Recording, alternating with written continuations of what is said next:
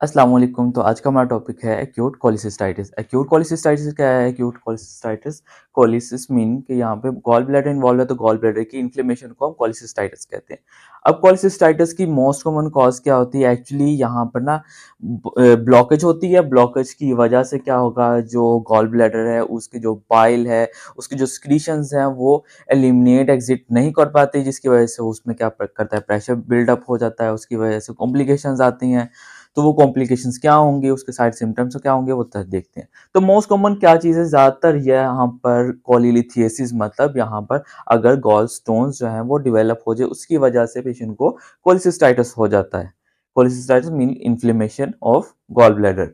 इसके अलावा यहाँ पर बैक्टीरियल ग्रोथ हो सकती है, क्योंकि अगर ब्लॉकेज है या फिर इन्फेक्शन है, डायरेक्ट इन्फेक्शन है विदाउट एनी ब्लॉकेज, तो उसमें भी पेशेंट को क्या हो सकता है, कोलिसिस्टाइटिस हो सकती है।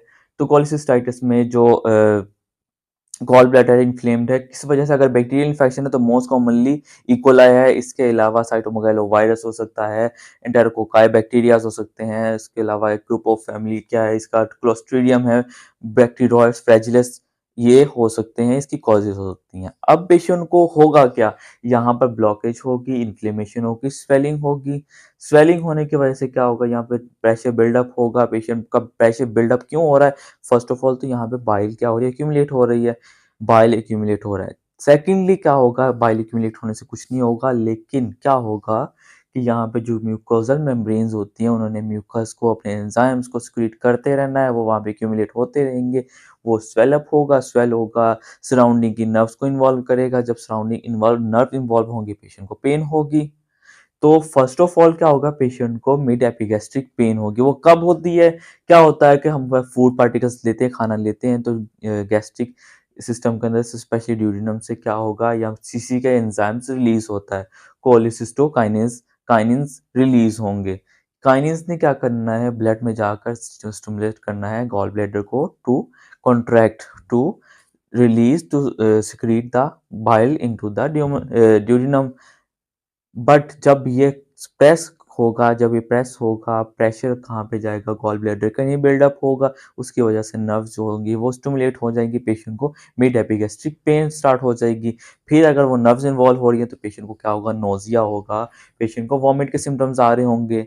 फिर क्या होगा, जब ये प्रोग्रेस होगा, प्रोग्रेस होने की वजह से क्या होगा, पेशेंट को जो पेन है वो शिफ्ट होगी from abdomen to clear cut right upper quadrant pain में ये कन्वर्ट हो जाएगी, फर्स्ट थिंग फर्स्ट। फिर उसके अलावा क्या होगा, यही पेन ज़्यादातर फिर पेशेंट को या तो स्कैपुला में, विंग में फील होगा, या फिर क्या होगा, पेशेंट को रेडिएशन फील होगी इनटू द राइट शोल्डर। तीनों में राइट अपर क्वाड्रेंट पेन होगी, या राइट शोल्डर पेन होगी, या राइट स्कैपुलर पेन होगी। तो पेशेंट को सस्पेक्ट करना चाहिए कि इसको क्या हो सकता है, कोलिलिथियासिस, कोलिसिस्टाइटिस हो सकता है।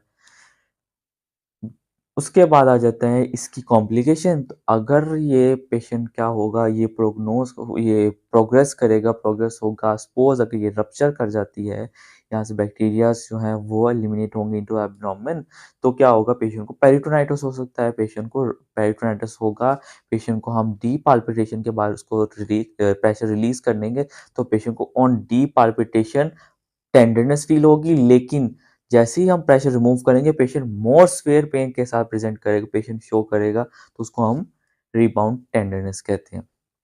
इसके अलावा पेशेंट को क्या होगा, जब बैक्टीरियाज ग्रो कर रहे होंगे, बैक्टीरियाज ने क्या करना है, बैक्टीरियाज ग्रो करेंगे, उन्होंने न्यूट्रोफिल्स जो होंगे वो बॉडी के अंदर रेज करने हैं, जिसकी वजह से पेशेंट को न्यूट्रोफिलिक ल्यूकोसाइटोसिस हो जाएगी।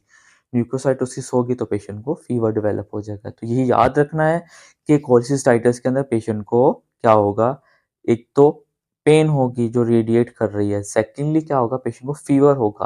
लेकिन मोस्ट इंपॉर्टेंट थिंग इज कि यहाँ पर ये हेपेटिक डक्ट्स जो है वो इन्वॉल्व नहीं हो रही, मतलब कॉमन बाइल डक्ट जो है वो इन्वॉल्व हो रही है, लेकिन पेशेंट को blockage in the bile duct नहीं है। बाइल स्क्रीट होता रहेगा, पेशेंट को हेपेटिक सिम्टम्स नहीं आएंगे, पेशेंट को जॉन्डिस डेवलप नहीं होगा, पेशेंट को जॉन्डिस नहीं होगा, मोस्ट इंपॉर्टेंट थिंग।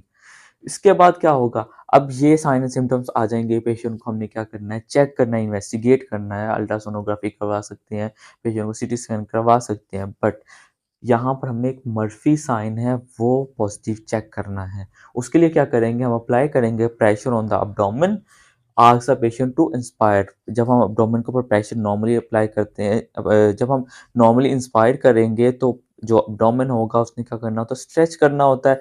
हमारे जो भी नीचे के कंटेंट्स है, जो लोअर कंटेंट्स हैं, वो क्या करेंगे, मूव कर जाएंगे।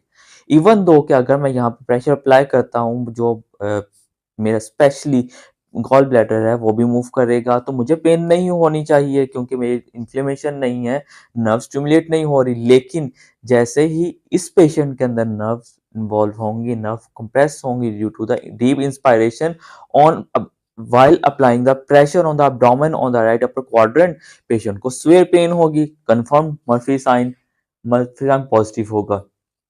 तो ये इन्वेस्टिगेशन कर लेंगे। इसके अलावा हम सीटी स्कैन करवा सकते हैं, अल्ट्रासोनोग्राफी एब्डोमेन करवाते हैं। फिर क्या होगा कि इसकी ये चीज़ याद रखनी होती है, ज़्यादातर कंडीशंस के अंदर अगर कोलिलिथेसिस मोस्ट कॉमन है, तो ये स्टोन क्या कर सकता है, मूव फॉरवर्ड भी कर सकता है, मूव बैकवर्ड भी कर सकता है। मोस्टली ये स्टोन वापस दोबारा से गॉल ब्लैडर के अंदर चले जाता है। गॉल ब्लैडर में चली जाएगा, पेशेंट के साइन सिम्टम्स रिलीज हो जाएंगे, खत्म हो जाएंगे। लेकिन अगर ये यहाँ पर स्टक रहा, मूव कर गया या स्टक रहा, इसने क्या करना है, इन्फ्लेमेशन तो बढ़ती रहेगी, सिक्रीशन बढ़ती रहेगी, गॉल ब्लैडर स्वेल होकर बहुत ज़्यादा स्वेल होगा। फिर एक टाइम आएगा कि जो यहाँ पे बैक्टीरियाज वगैरह ग्रो कर रहे थे, उन्होंने वॉल्स को भी क्या करना होता है, एक तो डैमेज करना होता है। दूसरा क्या होता है कि जब ये गॉल ब्लैडर बहुत ज़्यादा स्वेल कर जाएगा, इन्फ्लेम्ड होगा, तो near by passing blood vessels होंगी वो कंप्रेस होंगी, उनकी कंप्रेशन की वजह से ब्लड सप्लाई कॉम्प्रोमाइज़ होगी, ब्लड सप्लाई कॉम्प्रोमाइज़ होने की वजह से गॉल ब्लैडर को इस्कीमिया हो जाएगा, इस्कीमिया फिर नेक्रोसिस होगी, जिसकी वजह से पेशेंट का जो गॉल ब्लैडर है वो रप्चर हो सकता है, परफोरेशन हो सकती है। रप्चर होगा तो क्या होगा, जितना भी बाइल जूस है और उसके अलावा एंजाइम्स हैं, बैक्टीरियाज़ हैं, वो एब्डोमेन में रिलीज़ हो जाएँगे, जिसकी वजह से पेरिटोनाइटिस हो रहा था। तो बैक्टीरियाज़ ग्रो करेंगे, बैक्टीरियाज़ ग्रो करने की वजह से तो पेशेंट को फीवर हो रहा था। दूसरा क्या हो रहा था, अब जब ये एब्डोमेन में आ गया तो पेशेंट को डायरेक्ट सेप्सिस डेवलप हो जाएगी। पेशेंट को सेप्सिस और मे अंडरगो सेप्टिक शॉक में डेवलप हो सकता है, कन्वर्ट हो सकता है पेशेंट। मर्फी साइन पॉजिटिव मिलता है तो उसके बाद हमारा नेक्स्ट जो स्टेप होता है वो अल्ट्रासोनोग्राफी ही होती है। तो अल्ट्रासोनोग्राफी करेंगे, उससे हमने क्या चेक करना होता है, जो गॉल ब्लैडर है उसको स्टोन्स को देखना होता है, उसके अलावा उसकी म्यूकस बिल्डअप वो चेक करना होता है, और जो गॉल ब्लैडर है उसकी वॉल की थिकनेस चेक करनी होती है टू इंश्योर कि वो रप्चर ना होने वाली हो। फिर अगर वो कॉमन बाइल डक्ट में स्टोन मूव कर जाता है, तो स्टोन को अपने चेक करने के लिए फिर क्या करेंगे, क्योंकि वो अल्ट्रासोनोग्राफी में डिटेक्ट नहीं होगी, उसके लिए हमारे पास एक टेस्ट है, हाइडा स्कैन। हाइडा स्कैन चेक करेंगे। हाइडा स्कैन क्या करेगा, हाइडा स्कैन क्या चीज़ है, हेपेटोबिलिरी इम्यूनोडायस्टिक एसिड होता है। ये पेशेंट को हम स्वॉलो करवाएंगे, पेशेंट के लीवर में जाएगा, वहाँ से ये जब कॉमन बाइल डक्ट की तरफ मूव करेगा, अगर तो ब्लॉकेज हुई तो वहीं पे एक्यूमुलेट हो जाएगा, वरना ये रिलीज हो जाएगा। उसके बाद हम स्कैन करते हैं और वो बता देता है, शो कर देता है कि ये ब्लॉकेज है in the common bile duct. तो इसके अलावा इसका दूसरा नाम ये भी है, कोलेसिंटिग्राफी भी कहते हैं इसको, हाइड्रोस्कोन को। अब हाइड्रा स्कैन को हमने कॉमन बाइल डक्ट की ऑब्स्ट्रक्शन के लिए मेनली चेक करना होता है। अब इसका ट्रीटमेंट क्या करेंगे, ट्रीटमेंट ऑफ चॉइस जो है वो कोलिसिस्टेक्टमी होती है, आइदर वो लेप्रोस्कोपिकली हो या ओपन सर्जरी हो, दोनों के अंदर कोलिसिस्टेक्टमी करेंगे, मतलब गॉल ब्लैडर को रिमूव ही करेंगे, अल्टीमेट ट्रीटमेंट ही यही है। लेकिन आपने इन्फ्लेमेशन को रिड्यूस करना है, इन्फ्लेमेशन को कम करना है, पेशेंट को एनसिड्स देंगे, पेशेंट को आईवी फ्लूइड्स देंगे, एंटीबायोटिक्स देंगे, अनटिल पेशेंट का एब्डोमेन इन्वॉल्व नहीं है, मीन्स के एब्डोमेन में पेरिटोनियम में इन्वॉल्वमेंट नहीं है, पेरिटोनाइटिस नहीं है। अगर पेरिटोनाइटिस है तो सर्जिकली इमरजेंसी सर्जरी करके गॉल ब्लैडर को रिमूव करेंगे, else patient will undergo septic shock और मे एक्सपायर। तो अब इन्फ्लेमेशन को हम रिड्यूस करके कोलिसिस्टेक्टमी करते हैं। एक तो हमने हाइड्रा स्कैन करवाना है, दूसरा हाइड्रा स्कैन के अलावा एलएफटीज करवाते हैं। एलएफटीज चेक करने के लिए होता है कि पेशेंट को कॉमन बाइल डक्ट तो नहीं है, लिवर इन्वॉल्वमेंट तो नहीं है, जिसके अंदर अगर तो लिवर इन्वॉल्व हुआ तो जीजीटी और एएलपी दोनों रेज होंगे, एल्स ये दोनों रेज नहीं होंगे। बस हम जब सीबीसी करवाएंगे उसमें white blood cell due to neutrophils raise करेगा। तो ये इसका ट्रीटमेंट होगा, अल्टीमेट ट्रीटमेंट कोलिसिस्टेक्टमी ही है कोलिसिस्टाइटिस का।